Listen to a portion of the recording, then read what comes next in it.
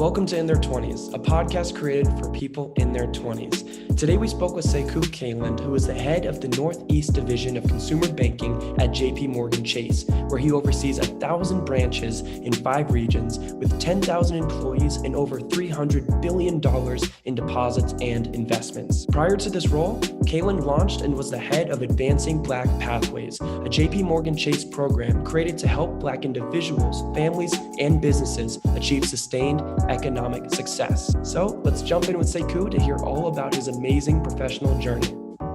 Well, Sekou, I again just want to thank you so much. I know how busy you are. We really appreciate you hopping on our podcast. This is really going to impact a lot of students and young professionals who, again, are really confused on what they need to be doing right now in their professional careers. So just to be able to hear your perspective, it really means a lot. No, my pleasure. Happy to do this. So Sekou, I want to go to the beginning. Thinking back to your college days at Hampton, Sydney, and Duke, you focused a lot on public policy. I want to know, what those college days were like, and when you first became interested in helping others, and when you really remember for the first time making an impact in someone else's life. It's a great way to start. But I will say I need to go way back from college to actually kindergarten, because at 5, I said I wanted to run for U.S. Senate because I told my mother I wanted to help make laws that help poor people. And so I was always anchored actually throughout school, high school, class president, everything I did centered around economic development, even at that early age. And so by the time I got to college, it was really a continuation of a journey that I had started. Now, at the time, I didn't know as much on, how you would go about impact and all the, various ways to do so. I was probably more anchored in only public sector is the way to do it. And so I, in college, then naturally focused on thinking about either law school, and then I did internships in the White House, Treasury, Housing, Urban Development, because for me, it was like that is the way you can make impact. But I would say if I were to go back and reflect on what impact moments I had in college, I used to, when I had my own sense of frustration, I would volunteer then. And I volunteered at the local public school near Hampton Sydney College, which it's near the metropolis of Farmville, Virginia. So if you don't know Farmville, Virginia, what is significant about Farmville, Virginia, it was part of the cases for the Brown versus Topeka Board of Education. And so rather than desegregate their schools as the ruling dictated, they closed their school system. So you had years of Blacks not even being educated in Farmville, Virginia. So if you could imagine the remnants and impact over time, over generations for people missing the opportunity to be educated in public schools. And so I would volunteer at this particular, at the elementary school, middle school, et cetera. And so you could see the impact of your presence being there, that you gave people something to aspire to think about college, the art of the possible, to get them to think about what they can do, and they see this person in college and the responsibility of coming back to help. And so fast forward many years later, I happened to be speaking at an alumni reunion, and a kid comes up to me and it's like, you used to volunteer in my class. I graduated from college, and that's when you get old, you're no longer in your 20s, I'll say. And it was just fascinating to know that when you least suspect it, by just doing the right thing and being willing to make a difference, you don't even know later on who may come back to you and say, because of what you said, or because of the time you invested, or because of the example you showed me, I believed I could do fill in the blank. And so that would be years later, I saw the impact that I was having. And at the time, you were only focused on trying to help students. I love hearing that perspective so much. I mean, here you are walking the same halls where there's just so much history, but you really felt that energy. And then, thinking about the actual impact of, the work that you were doing, you never probably thought like, okay, like, this person that I help right now or touch the life of, they're going to come back in, X amount of years and be thankful. You were just doing what you love to do. And that's true impact. So it must have been just really In fact, I would say I was just really making sure they, were working on reading and math. yeah. So I didn't have a grandiose plan that, oh, today I'm going to help shape the life of a future president. Nope, no, that wasn't it. It was I was just, especially at that point in my life, it was just I knew I had a responsibility to constantly do what I could to help others. And so I've always been anchored in that. And at the time, I couldn't conceive that these small things you do over time really create opportunities for others. Of course, and that's what makes it even more special, and really means a lot. So awesome. Thank you for sharing that. So want to fast forward a little bit to your 20s, because of course on this podcast, we love extracting, the actual skills or, actual Yeah. techniques that a lot of these amazing professionals developed in their 20s. If you're thinking back to your 20s, what are some daily routines that you developed that you still use today? Wow, that's a great one. So daily routines. What I would say is, even in my 20s, and maybe I perfected it, as I got, later in life. But if you recognize that you do have a need for routine, like if I look at your calendar now, it'll tell me what you value, right? So if you spend 24 hours a day and you broke it down, like how much time you're spending reading or on your goals or exercising, being healthy. So what I would say is the fact that I recognized that I needed that schedule, that I needed to be have clarity at least on how, if I set these particular goals, how do I then account for how I use my day, and is it done in a way that's consistent with achieving the goals I've set for myself? So if I say at the beginning of the year, and I was very focused, even in my 20s, on setting goals. So if I say at the beginning of the year I want to do A, B, and C, like when I do a mark to market, like how am I really spending my time? If I say I want to save to make this up, buy a new car, right? But then I went out every Saturday and went out to eat every night, and are my actions really consistent with the goals that I'm setting for myself? So I think it's more important to understand your goals, right? And then what are the routines that are supporting you getting to what you've articulated or envisioned? So that's going to be different for everyone. But I will say, without routines, without like structure, and I'm not saying you have to say from 8 o'clock to 9 o'clock and then 9 to 10, but you should have an idea of what am I doing to grow, to develop. If I want to get a new certification that gives me greater marketability, like you should have a broader framework of how are you following through on or taking actions that will get you to the path which you've identified for yourself. Super important that you mentioned that. Just thinking that, a lot of people in their 20s and above, we all have these goals, resolutions, things that we want to do. But a lot of times, we don't really know how to strategically tackle those goals. So that's really important. I mean, for example, me wanting to launch a podcast was something that I wanted to do for a long time, but I really had to sit down, and be early into my process and understand, okay, how many people will I have to interview? How often do I want to release an interview or an episode? So no matter what it is, if it's working out or getting a new job, it's great to have these larger goals or objectives, but you really need key results that can really tell you how you're going to get there. There's a minor prophet in the Old Testament that talks about writing the vision and making it plain. And so for me, writing down and sitting and actually spending time, my wife and I would go away on vacation. We made it fun and then focus on our goals. And the reason that's important is because of what you just said.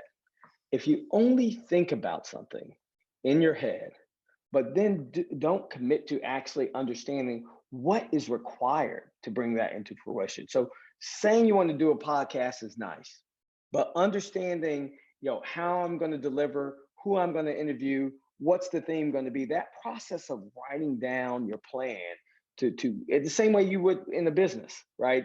Understanding like what's my target market, how am I going to reach, how will we evidence success, what will our calls to action be, what do I want the outcomes? When you begin to go through and ask yourself all those questions and write that out, then you can also socialize that with other people, your peer mentors and other people in your life, because then they may have a whole set of ideas that may enable you to pivot or take into account things you weren't considering. But if you only keep it up here and you haven't done the work to really in a true way, like go through A to Z, then it'll just be a great idea that never came to fruition. Exactly. I love that. You need to plan. You need to have a solid plan, because then you can really identify the resources you need to get there, the people that you need to be connected with, the things that you need to do in order to achieve your goals. So that's really important. On the subject of people, though, I would love to discuss the importance of networking in your personal life, because looking at your resume, you've done a lot of amazing things. After graduating from Duke, I saw that you had experience at the Federal Reserve Bank of New York as a senior relationship manager, Citigroup, and of course now you're with JPMorgan Chase. I'd love to hear about those post-grad jobs leading up to what you're doing now, and how important networking has been throughout all those jobs. Now, networking in the simplest form, it has been critical. It's been so impactful for my career, but less just about the networking part, but more about developing relationships. And so I'll give you a story that will thread the needle between moving from the Federal Reserve to Citi to JP Morgan. So I had a mentor that let me say this too. When you meet someone, you don't say, "Hey, will you be my mentor?" That is the exact way not to do it. But what I would say is I had this competition, Executive Leadership Council, which is a group of the most senior African Americans in corporate America. Happened to meet an executive, followed up. That's the key thing. Let's say you go to a conference or whatever it is, make sure you always follow up. Socialize my goals. And so at one time, I remember I had a job opportunity outside of the Fed, had always shared my goals. And the mentor asked me, Sekou, how is this consistent with anything you've said to me? And I said, well, it's more money. It's more money and it's a better title. And then the mentor asked me, well, what's the next job after that job?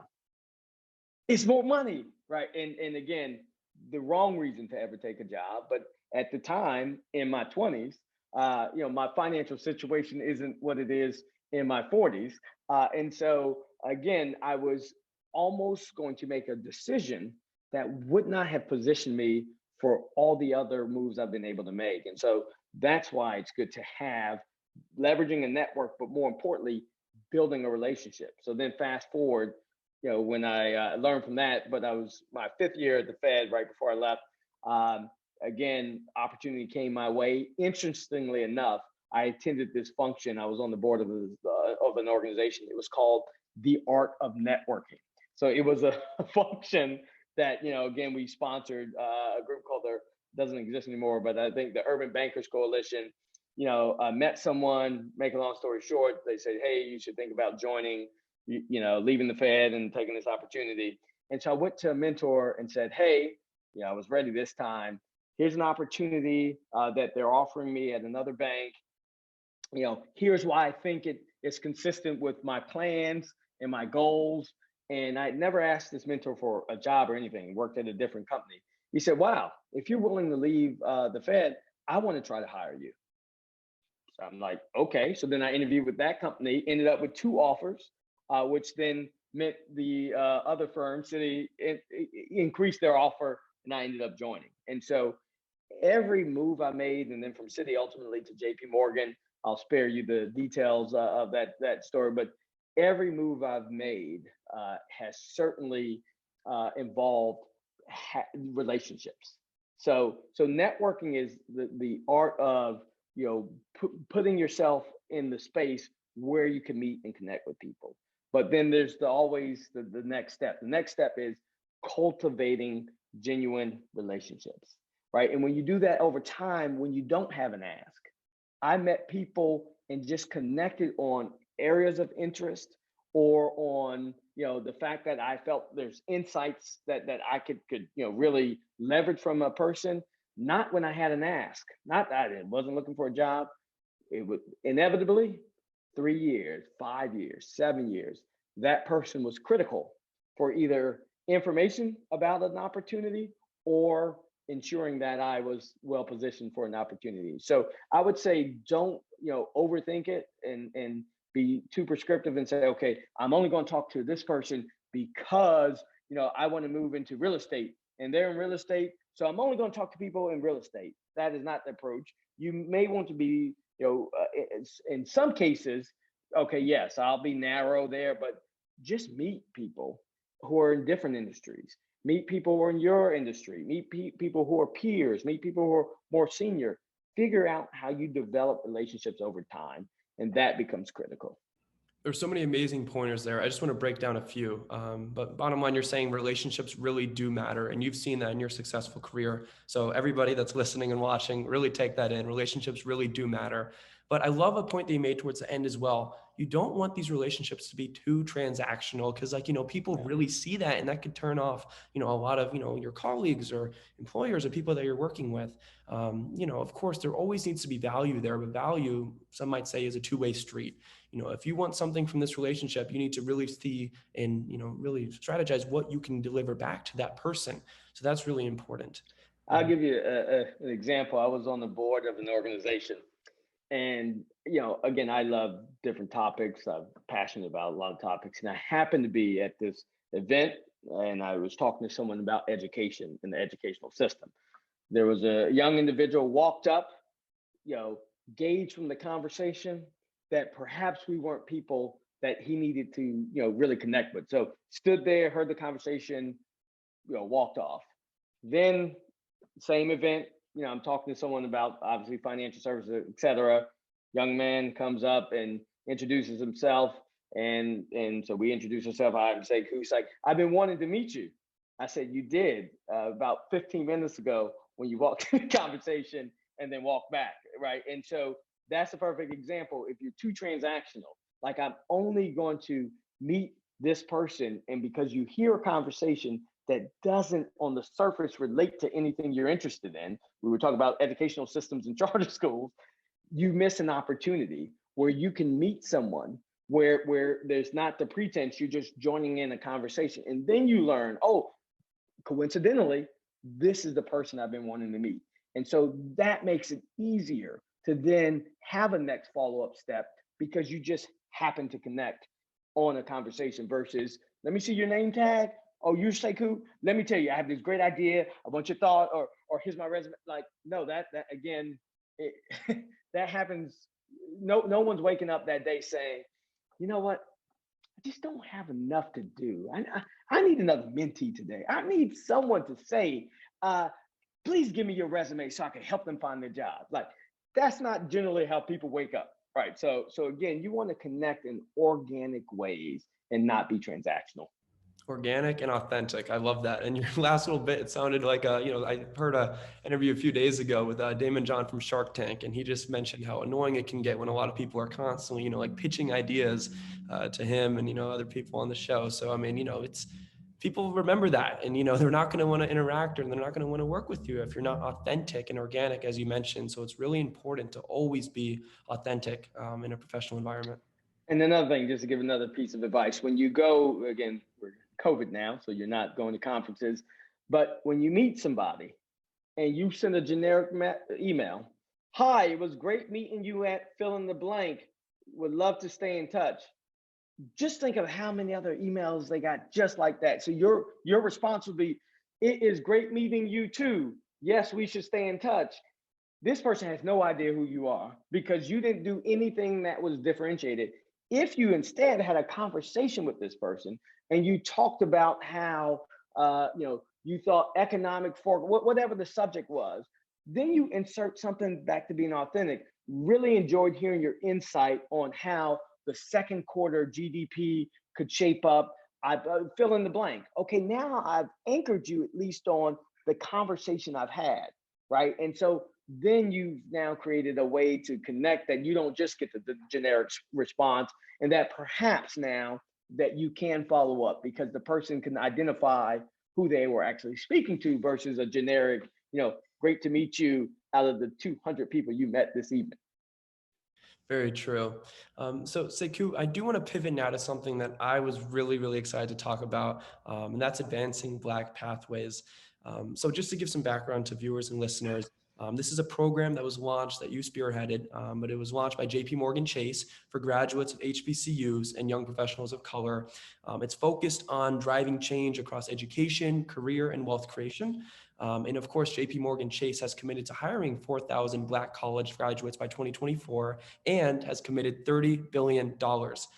So again, this is a program that you led, and it's something that really I'm just super excited to dive into. I'd love to hear about how you got involved with this project and what value you really walked away with. So for me, it's probably the most impactful thing I've been able to do in my career, and just goes to show back to my earlier point. And if you're in your 20s, when I was in my 20s, I would not have written, okay, have a job called Advancing Black Pathways, where you work on leveraging the largest bank in the country's philanthropic and business resources to try to close the racial wealth gap. Like, no, you wouldn't have written any of that because you wouldn't even be able to conceive it, right? So, but what you can do is understand your skill sets, really take tangible actions. So I was always engaged. So I had a reputation not only as a performer in our investment bank and someone that constantly produced, but also someone who was interested in impact, right? And so I was tasked with creating and building out Advancing Black Pathways. And I credit Jamie Dimon, our chairman and CEO, my old boss, Tashana Brown Duckett, who was CEO of Chase Bank, who's now been named CEO of TIAA. And so I had the opportunity to build from scratch a program, as you pointed out, that was focused on education, career, and wealth creation. And so within our education, it was obviously hiring, providing opportunities. And within 2 years, we were at 60% of our 4,000 number, and we've continued to, really hire and hit record numbers in terms of providing opportunities. But we also provided financial health. For the first time ever, we went into colleges and had financial health, Howard University, for instance, as part of freshman orientation. So it was such a unique opportunity to talk about financial health, work with businesses to get access to capital content. So it was really looking at what's the job to be done when you think about what has transpired in this country to truly unlock greater opportunity. And so that's why we anchored on these three items, because they're interconnected. Without education, it's difficult to have a career where you can build wealth. With education, if you can't maximize your career, it's still difficult to build wealth. And if you have education and a great career, if you don't have financial health, you can't build wealth, because it's not how much money you make, it's what you keep and grow. And so we knew these were the anchors where we could understand how you drive resources. And again, it was a proud moment to see the firm continue to build on that work and to announce a $30 billion commitment to racial equity in our path forward to help Black and Latinx businesses, et cetera. So really exciting moment. And I had a phenomenal team that we built. JPMorgan had already done a lot, investing in Detroit, launching an entrepreneur of color fund. So it was really building on and understanding how you just continue to scale efforts. I love that, Sekou. And personally, I've been following Advancing Black Pathways for quite some time now. And again, it's in order to be able to speak with you today, I mean, someone who led this program that's just going to have so much impact for years and years and years to come. And to close out, I have just one more question, because of course, with Advancing Black Pathways, as I mentioned, it's going to continue to drive so much value to so many students that will graduate and go on and do amazing things. So this program really, really will matter and does matter so much. I will have to ask you though, what is your vision of this country in, let's say, 20 years? Just with everything that you were able to create with Advancing Black Pathways, where you see, we're headed as a country. What is your vision for America? So I'll answer that in two ways. We started Advancing Black Pathways before the social unrest that we saw, the George Floyd moment, et cetera. And part of our hope was a recognition first that one company alone can't make the progress that's needed to ensure that we continue to create more inclusive growth as a country.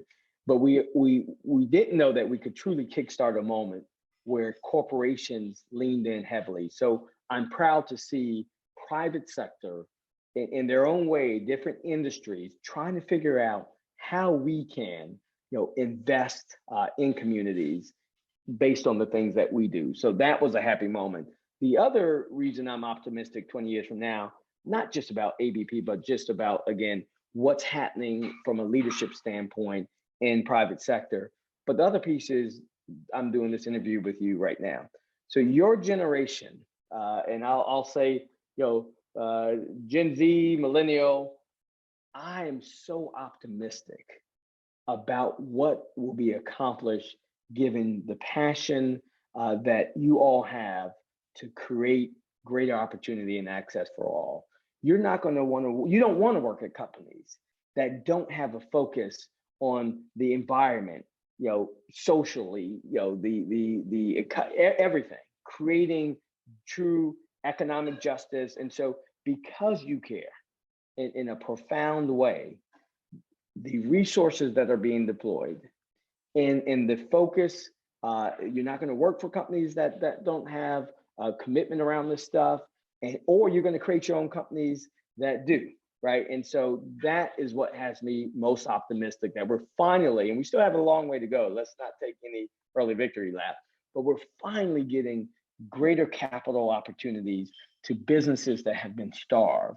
And we also have this generation that is so focused on creating a better world, and they care about that more. The reason you would even launch a podcast to ensure that you provided insight to help others on their journey.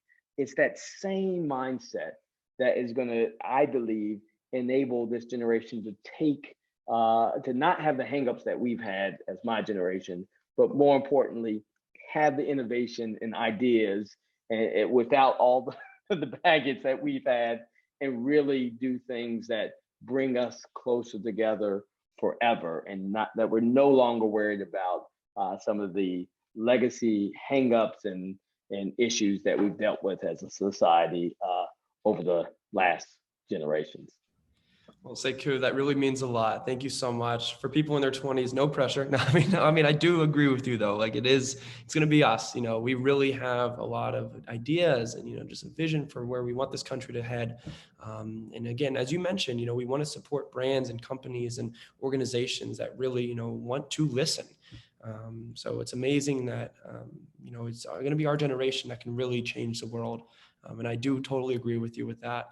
And Sekou, those were all the questions I had. I just wanted to say thank you so much for taking time out of your schedule to speak with us on the podcast today. I understand you mentioned during the podcast, it's not good to approach anybody and ask them to be a mentor, but I will say that I have been following your journey personally for, again, some time now. So it's amazing that through this podcast, you're going to be able to serve as a virtual mentor to a lot of people in their 20s that are going to love your insights and your journey and everything you brought today.